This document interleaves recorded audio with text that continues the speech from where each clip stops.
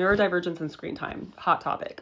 When we're looking at the brain in general, we know that blue light on these screens comes into the brain, and autistic brains are very sensitive. Neurotypical people can filter things out, but for autistic folks like myself, it's a lot of like things coming in at once. Like the lights are bright, the things are loud, like everything's just coming in at once, and it's a lot of information. Your thalamus does not like filter that like it should. So then it's going to move into your locus ceruleus. This is where norepinephrine kind of sits. For autistic folks, we're often a lot more elevated on this anyway, hence why we do good with guanfacine. But this actually kind of like makes it go on fire, and it becomes more erratic, more intense. So you can kind of move into like hypervigilant states.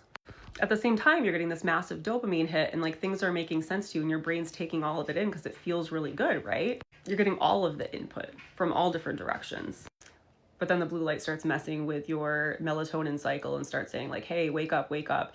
And your brain could be tired, you might need a nap, but you're still going to be like wired. So some people it's agitating. Some people, they might notice like, I took away my kid's screen time, or I've avoided screen time myself, and I feel better. I feel more level. I feel less sensitive to sensory things.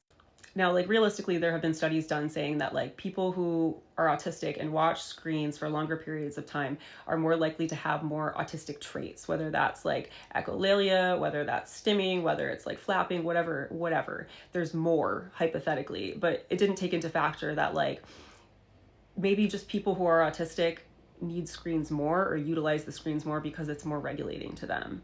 And like there's also studies that show that like autistic people who use screens like learn more efficiently. They are able to learn social cues. They're able to pick things up better. That's where language can come in for a lot of autistic kids who don't otherwise speak. Like my kid learned everything, social cues, all of her things from Paw Patrol. And I was like, what does green means go? But she's like in the car saying green means go. And it was one of her first phrases she ever used.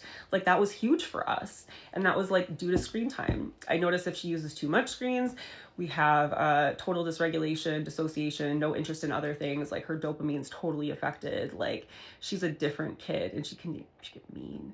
But then like if we kind of like keep it moderate, she still seems to be picking things up from it and using it.